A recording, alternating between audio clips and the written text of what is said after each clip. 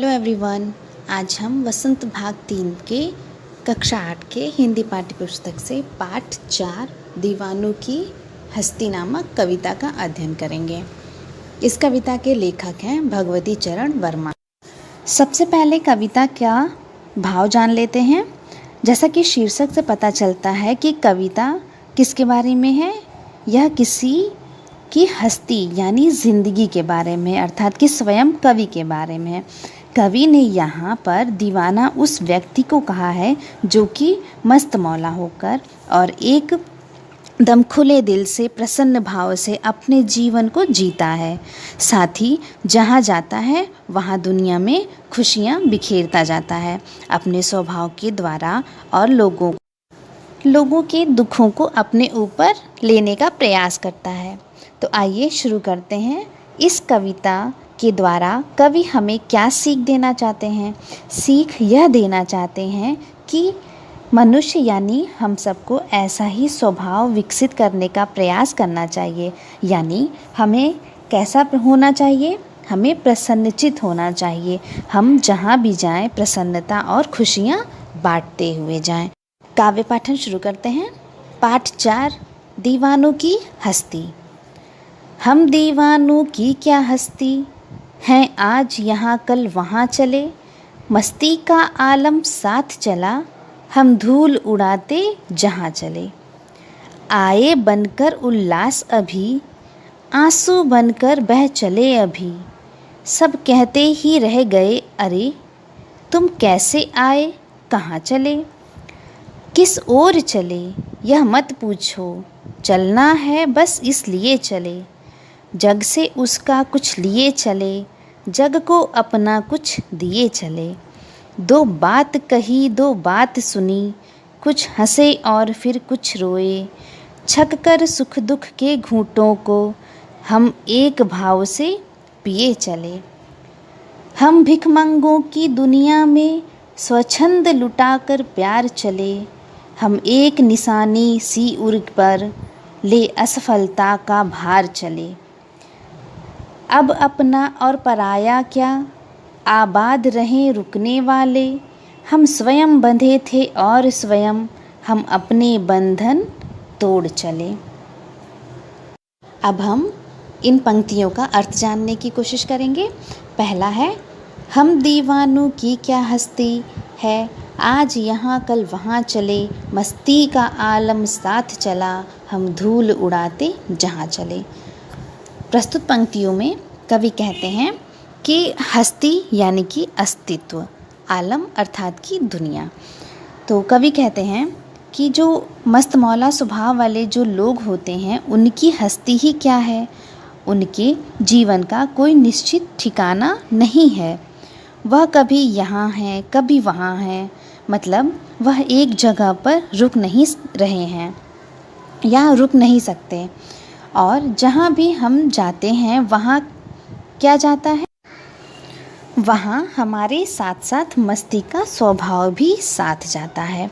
अपने मस्त मौला स्वभाव से हम लोगों को भी मस्त कर देते हैं, यानी उनमें भी खुशियाँ बांटते हुए चलते हैं।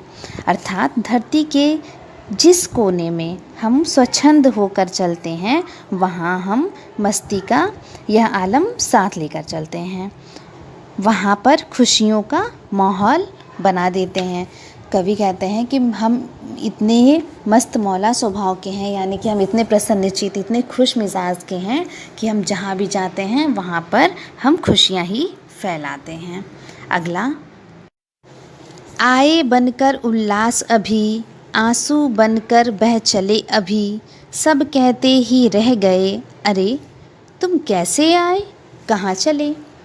प्रस्तुत पंक्तियों में कवि ने कहा है कि जहाँ भी हम जाते हैं वहाँ लोग कहते हैं कि अभी अभी उल्लास यानी खुशी से भरकर यहाँ आए थे और अभी अभी तुम यहाँ से जा रहे हो और हमें तुम्हारे जाने से दुख हो रहा है। यानी जब कवि अपने उन्मुक्त स्वभाव के साथ जाता है तो लोगों को खुशी होती है, और जब वह वहाँ से कहीं और जाता है तो लोगों को बहुत दुख होता है। और वह दुख उनकी आँखों से आंसू बनकर बहने लगता है। और वह लोग जो हैं वो क्या कहते हैं कि तुम कैसे आए, कहाँ चले, तुम अभी अभी कैसे आ गए हमारे बीच, और अभी अभी तुम कहाँ जा रहे हो। अर्थात जो खुशी केवल तुमने हमारे साथ बिताए वह तो हमें पता ही नहीं चले, और ऐसा लगता है कि अभी अभी तुम आए और अभी अभी तुम जा भी रहे हो।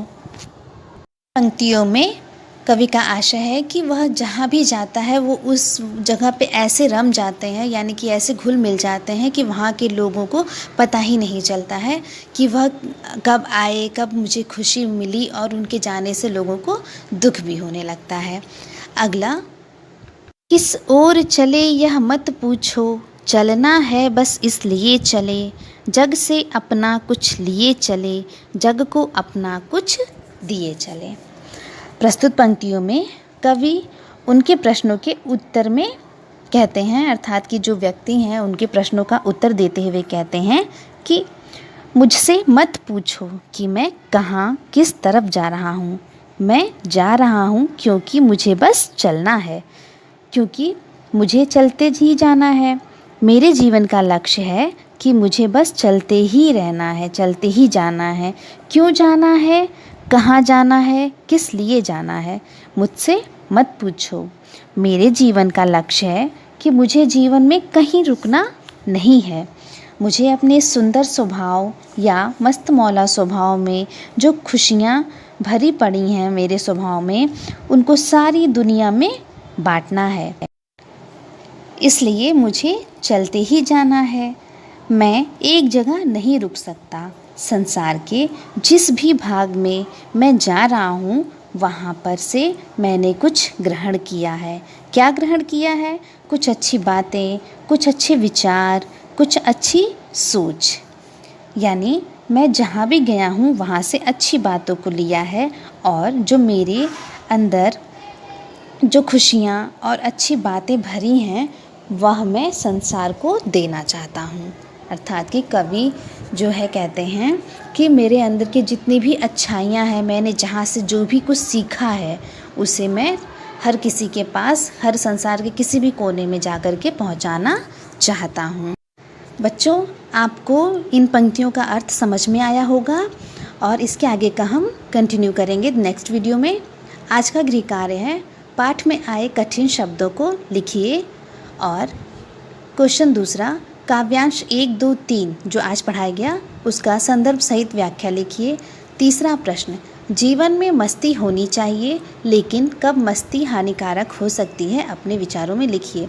आप घर में रहते हैं तो बहुत मस्ती करते हैं, बाहर रहते हैं, और जब बाहर रहते हैं तब भी मस्ती करते हैं, तो कभी कभी ऐसा होता है कि यह मस्ती हमें बहुत भारी पड़ जाती है, यानी कि हमें उसका नुकसान उठाना पड़ता है। तो उसके बारे में आप अपने विचार लिखिए। Thank you, have a nice day.